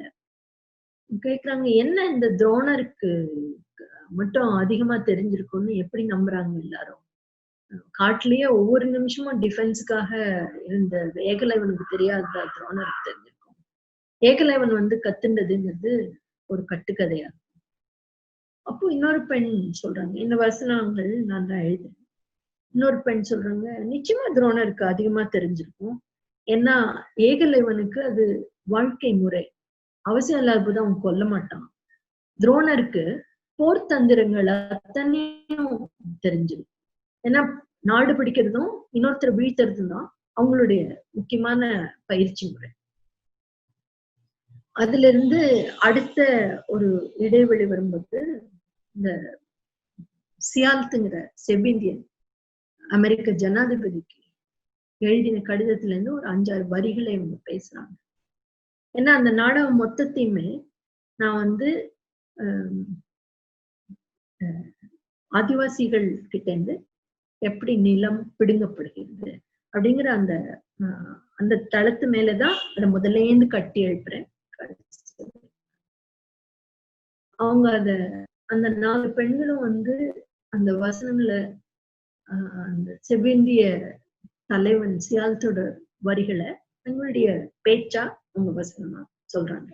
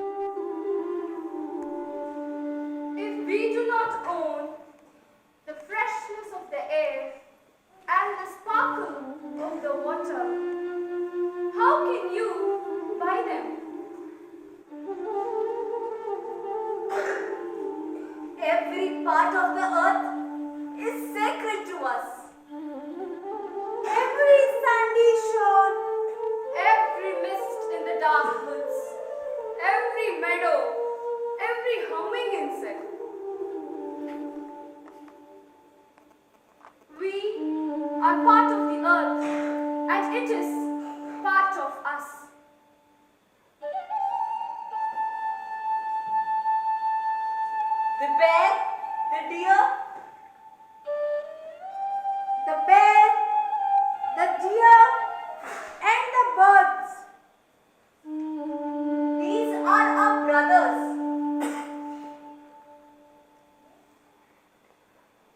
The sparkling water that flows in the streams and rivers is not just water, but the blood of our ancestors.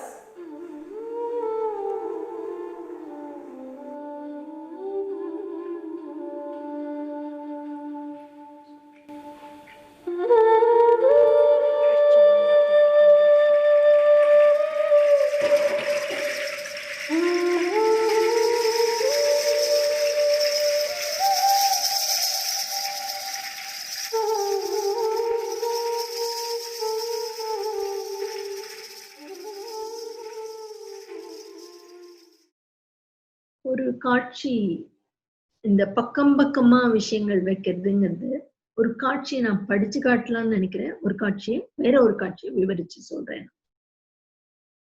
திரைக்கடலோடின்னு ஒரு நாடகம் 2001 அல்ல 2 இருக்கணும். அது தொடங்கும் போது பெஞ்சமின் ஜெஃபானியாவோட ஒரு கவிதை. இந்த நகரத்துல காசு இருந்தா மட்டும் டாக்ஸி கிடைக்காது, கருப்பன் கூப்பிட்டா ஒரு டாக்ஸி கூட நிற்காது அப்படி சொல்லிக்கொண்டு பழுப்பு நேர்த்தவன் கூப்பிட்டா. இந்த கவிதையை ஒரு வசனமாவே ஒரு புலம்பலாவே சொல்லிக்கொண்டு மு. ராமசாமி அரங்கத்துக்குள்ள நடந்து போய் அவர் ஒரு இடத்துல இருக்கார். ஒரு கடை வீடு எல்லாமே அவருக்கு அந்த இடம் தான். அவர் எங்கேயோ போயிட்டு இரவுல திரும்பி வந்திருக்கார். அவருக்கு 4 மணி நேரம் நடந்தேன் இதெல்லாம் வரும் அந்த கவிதையில. இரவு பூரா நடந்து வந்து இந்த கவிதையின் மூலமா நம்ம எந்த விஷயத்த சொல்றோம் அப்படிங்கறத நிரூபிக்கும். ஆனா அதோட மைய பாத்திரம் இவர் போய் அந்த உட்கார்ற கடை வந்து யுத்தத்துக்கான தளவாடங்களாலும் பொருள்களாலும் நிரப்பப்பட்ட ஒரு கடை. இதே நேரத்துல இவர் நடந்து வந்துட்டு இருக்கும் போதே மேடை மேல பெரிய பெரிய அட்டைப்பட்டிங்களை திறந்துட்டு இருக்காங்க ஒரு அம்மா. அந்த திறந்துட்டு இருக்கும் போதே புலம்பிட்டு இருக்காங்க, நேற்று இருந்தோம் நேற்று இருந்தோம் நேற்று இருந்தோம். அதாவது ஒரு அகதி வாழ்க்கையில இவர் ஒரு பகுதியை சொல்ற, அகதி வாழ்க்கையில தன்னுடைய நினைவுகளை அவங்க சொல்றாங்க. அந்த சொல்லி முடிச்சு அவங்க உட்கார்ந்து ஒரு துணி துவைக்க தொடங்குறாங்க. அவங்கள சுத்தி அவங்களுக்கு பின்புலத்துல அவங்களோட நினைவுகள் இயங்குது. அந்த நினைவு என்னன்னா கடத்தி செல்ல போகிற துயரத்தை நினைத்து கொண்டு புலம்புகிற திராய் மகளிர் நாடகத்தோட ஹெக்குபாவோட வசனங்கள். இந்த அவங்களுக்கு பின்னால நடக்கிறது, அவங்களுக்கு மேல அந்த கடல் அவர் உட்கார்ந்துருக்கு. அவங்க இந்த துணி துவைக்கிற வேலையில் ஈடுபட்டிருக்காங்க. இது வந்து ஒரு விதத்துல மரபுல இருந்து நான் கத்துக்கிறேன். அதாவது கூடியாட்டத்துல பல இரவுகள் தனியாளா அந்த நடிகர் ஒரு கதையோட பல்வேறு களங்களுக்கு போயிட்டு வருவார். கடைசியில ஒரு நாள் அது டிராமா ப்ராப்பரா எல்லாரும் வந்தாங்க. இந்த தனியா ஒருத்தர் உட்கார்ந்து நினைக்கிறத நாம வெவ்வேறு கூறுகளா பிரிச்சு ஒரு எத்தனைக்கோ போய் ஒரு டிராமா ப்ராப்பரா நடத்தாம வெவ்வேறு கூறுகளா பிரிச்சுவே நாடகமா இந்த தனியா இருக்கிறவரோட கதை கூறலும் நடந்துட்டு இருக்கு. இவங்க துணி துவைச்சிட்டு நேற்று இருந்தோம்னு புலம்பிட்டு இருக்காங்க, அதுவும் நடக்குது. இது எல்லாத்துக்கும் ஒரு ஒத்திசைவு நடக்குது பக்கம் பக்கமா. இது வந்து பிரின்சிபிள்ஸ் ஆஃப் ட்ரெடிஷன் வந்து இப்படிதான் ஒர்க் பண்ணும் அப்படின்னு நான் நினைக்கிறேன். ஏன்னா பிரின்சிபிள்ஸ் ஆஃப் ட்ரெடிஷன் இல்ல, ட்ரெடிஷனையே எப்படி ஒர்க் பண்ணுங்கிறத முன்னால இருக்கிற ஆண் மைய கருத்து வாதம் நிறைவேற்கு அவங்க வந்து அப்படியே கொண்டு வராங்க எல்லா விஷயத்தையும். இதுக்கு முன்னாடி நடந்திருக்கிற பல விஷயங்கள்ல அதாவது ஒரு அந்த வடிவத்துக்குள்ள நம்ம செய்யற வேலையும் ரொம்ப, நம்ம பேசுற கருத்து மட்டும் இல்ல, அந்த வடிவத்துக்குள்ள செய்யற வேலை ரொம்ப ரொம்ப முக்கியம். அதுவும் பெண்ணியம் சார்ந்ததுதான். அப்புறம் பாஞ்சாலி ஒரு நாடகம், எல்லா நாடகத்தையும் பத்தி பேச போறது இல்லைன்னா இந்த ஒரு நாடகத்தை பத்தி சொல்லிட்டு இன்னொரு நாடகத்தை பத்தி மட்டும் சொல்றேன். சொல்லிட்டு அதுக்கப்புறம் அதோட சில காட்சிகள் ஒரு 7 நிமிஷம் இருக்கும் மொத்தம். 2-3 துண்டு துண்டா காட்டுறேன் உங்களுக்கு. அதோட நிறைவு செஞ்சுக்கிறேன். பாஞ்சாலிய பாரதியோட பாஞ்சாலி சபதத்தை தான் நான் நாடகமாக்கணும்னு நினைக்கிறேன். ஆனா எனக்கு முன்னால நிறைய பேர் செஞ்சிருக்காங்க. ஒண்ணு எப்பவுமே ஒரு நாடகம் செய்யும்போது ஒரு நாடக என்னுடைய இதற்கு முன்னாடி நான் செஞ்ச வேலையே நான் தாண்டணும் அப்படின்னு நான் நினைப்பேன். இதுக்கு முன்னாடி செய்யப்பட்ட எல்லா வேலையும் தாண்டணும் அப்படின்னு. இதெல்லாம் எந்த அளவு நடக்கிறதுங்கிறது வந்து பாக்குறவங்க சொல்ல வேண்டியது. ஆனா என்ன முதல்ல அது கன்வின்ஸ் பண்ணும். என்ன செய்யற வரைக்கும் நான் அந்த வேலையை செஞ்சுட்டு இருப்பேன். அந்த பாஞ்சாலி சபதத்தை சக்தி கூத்து அப்படின்னு. பாஞ்சாலியை நான் யாரா பார்க்க போறேன், எது என்னோட மைய இழை அப்படின்னு நான் பார்த்தேன். பாஞ்சாலியை நான் சக்தியா பாக்குறேன். இந்த நிலம், நீர், காற்று, தீ, வெளிங்கிற எல்லாமாவும் பாக்குறேன். பாஞ்சாலிய தற்காலத்தில் பேரழிவால் புலம்பெயர்ந்து அலைவுறும் பெண்களா, அவங்கள ஒருத்தரா, அவங்கள பலரா பார்க்கிறேன். நடிகையா பாக்குறேன், பாத்திரமா பாக்குறேன். பாஞ்சாலி பாத்திரத்துக்குள்ள போகும்போது ஒவ்வொரு அதிர்வும் அந்த நடிகைக்குள்ள இந்த பல்வேறு பாத்திரங்களை மூழ்க வைக்கிறது. அந்த கதைகளை, மனநிலைகளை கட்டவிழ்க்க வைக்கிறது. இப்படியான ஒரு அசைவ இயக்கத்துக்குள்ளதான் அந்த பிரதியை நான் அமைக்கிறேன். பல்வேறு கவிதைகள், பல்வேறு பாடல்கள். அதுல ஒரு காட்சி, ஒரு மனநிலை, அதாவது எவ்வளவு ஸ்டைலைஸ் பண்ணாலும் அதுக்கு அடிப்படை ஒண்ணு. ஒரு புலம்பெயர்ந்த ஒரு இடத்துல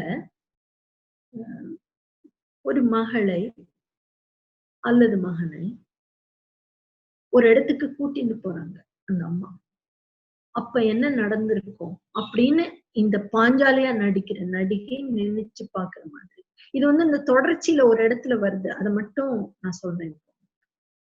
இந்த இடம் என்ன, அந்த பெண்ணுக்கு வந்து அது புகலிடத்துல வாழ்க்கை, அது அகதியா போன இடத்துல வாழ்க்கை. அது அந்த பெண்ணோட மனநிலையும் அந்த அம்மாவோட மனநிலையும் ஒண்ணு இல்லை. ரெண்டும் வெவ்வேறு ரெஜிஸ்டர். இந்த வெவ்வேறு ரெஜிஸ்டரை வெவ்வேறு வார்த்தைகள், வெவ்வேறு இசை அல்லது அசைவு இதுல கொண்டு வரணும். ஆனா ரெண்டு பேரோட மூவ்மெண்ட் மோர் ஆர் லெஸ் ஒன்னா. ஆனா அந்த மூவ்மெண்டோட அதை காட்டுற விதத்துல அவங்க என்ன செய்யறாங்கிறது நமக்கு கிடைக்கணும். அந்த நடைய அமைக்கும் போது அந்த பொண்ணு வந்து, என்னுடைய கற்பனை என்னன்னா, பாட்டு கிளாஸ் கூட்டின்னு போறாங்க. அவங்க பாட்டு படிக்க போகுது.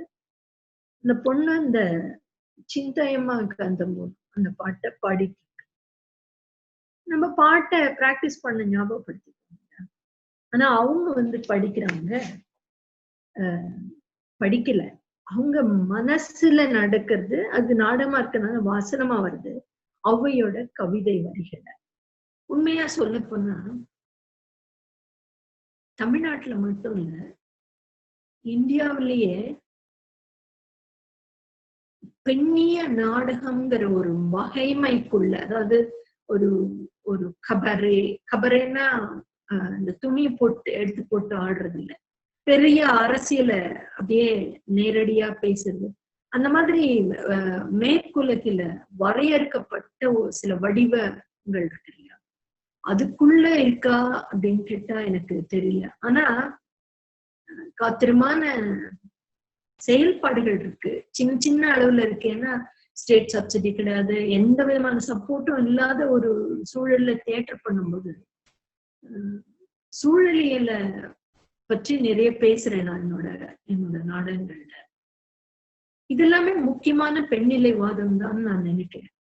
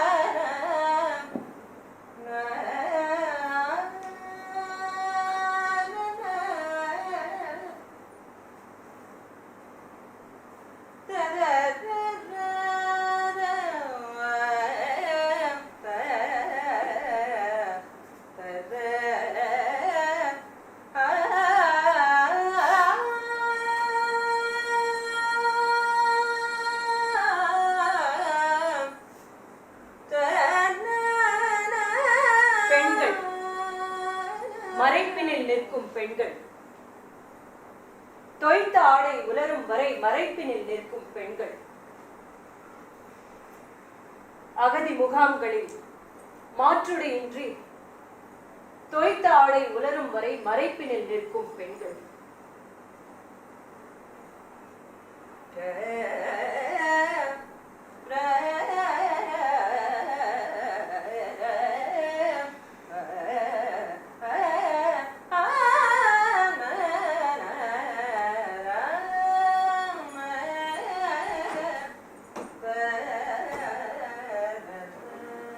நான் திரௌபதி பாத்திரத்துல நடிக்கிறேன்.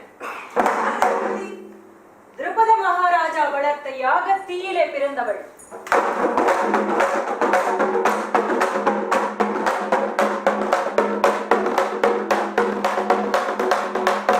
அவளுக்கு திரௌபதி என்ற பெயர் உண்டு. அவ குழந்தையா பிறக்கல, பிறக்கும் போதே பெரிய பொண்ணா பிறந்தா. யுதிஷ்டிரன், பீமன், அர்ஜுனன், நகுலன், சகதேவன் இந்த 5 பாண்டவ ராஜகுமாரர்களுடைய மனைவி. அவளுக்கு பாஞ்சாலி என்கிற பெயரும் உண்டு. அப்படியா?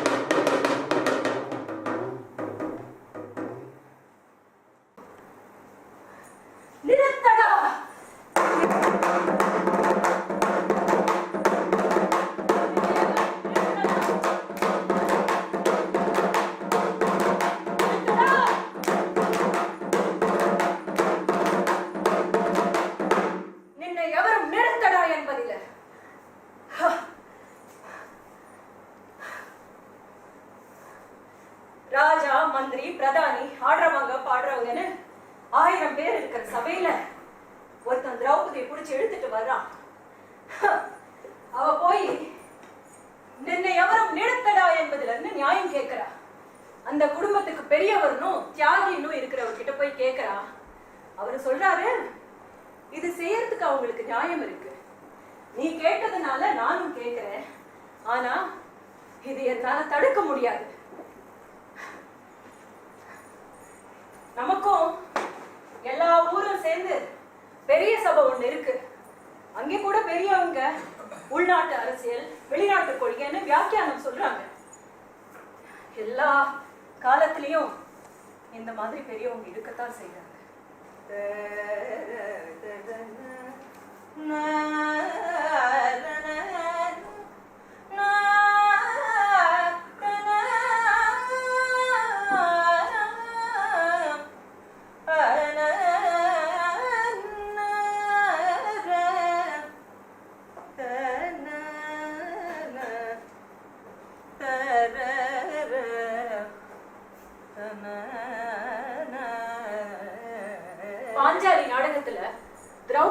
வஸ்திராபகரணம் ரொம்ப முக்கியமான காட்சி. அந்த காட்சியில திரௌபதியா நடிக்கிறவங்க ஒரு பெஞ்ச் மேல ஏறி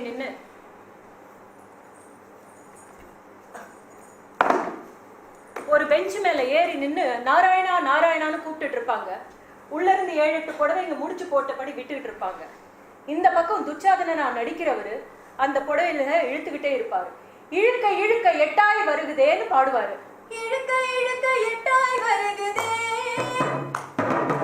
இழுக்க இழுக்க எட்டாய் வருகுதே, இழுக்க இழுக்க எட்டாய் வருகுதே, இழுக்க இழுக்க எட்டாய் வருகுதே. நாங்க இந்த நாடகத்துல அந்த காட்சிக்காக துணி வாங்கறதுக்கு நிறைய கடைகளுக்கு போனோம். ஆனா எங்களுக்கு கனாவல வேற வேற துணியெல்லாம் வந்தது.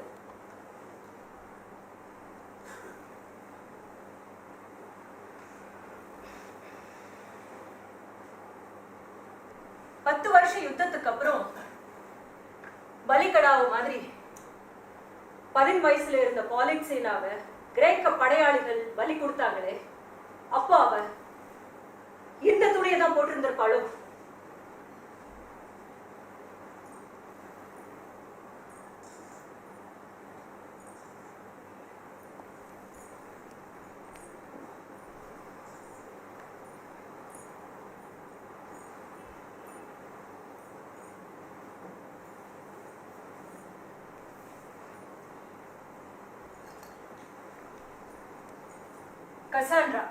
கசாண்ட்ரா யாருன்னு தெரியவில்ல. ஹகூபா பிரியம்னுடைய மூத்த மகள், முக்காலும் அறிந்தவள், முன்கூட்டியே நடக்கக்கூடிய சொல்ல தெரியாதவள். 10 வருஷ யுத்தத்துக்கு அப்புறம் பெண்களை எல்லாத்தையும் தூக்கிட்டு போன போது கடவுளுக்கே தன்னை நேர்ந்துகிட்ட கசாண்ட்ரா மேலேயும் காம கண்ணோட பார்த்தான் அக்மாம். அப்போ அவ இந்த துணி தான் போட்டிருந்திருப்பா.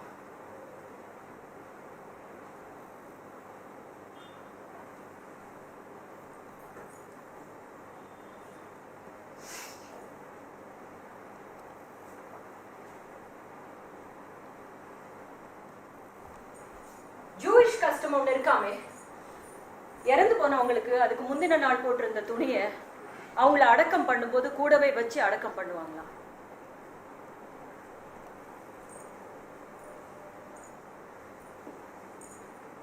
கான்சென்ட்ரேஷன் கேம்ப்ல கேஸ் சேம்பருக்குள்ள கூட்டிட்டு போறதுக்கு முன்னாடி அவங்க போட்டிருந்த துணி எல்லாத்தையும் அவுத்து வச்சுட்டு வர சொல்லுவாங்க.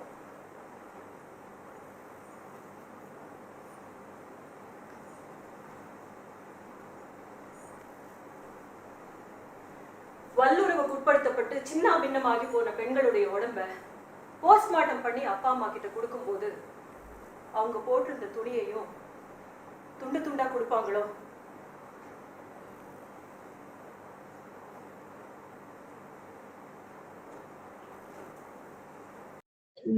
இன்னும் நிறைய பெண்கள் வரணும் நாடகத்துக்கு. இன்னும் நிறைய பெண்கள் நாடகத்துக்குள்ள அவங்களுடைய குரல்களை கொண்டு வரணும். அதுதான் பெண் உலகத்தை, பெண் வாழ்க்கைய, பெண் வெளிய பேசும் அப்படின்னு நான் நினைக்கிறேன். நன்றி நண்பர்களே. இதுகாரும் உங்களது பொன்னான நேரத்தை ஒதுக்கி இந்த உரையை கேட்ட அனைவருக்கும் நன்றி. மீண்டும் நாளை சந்திக்கலாம்.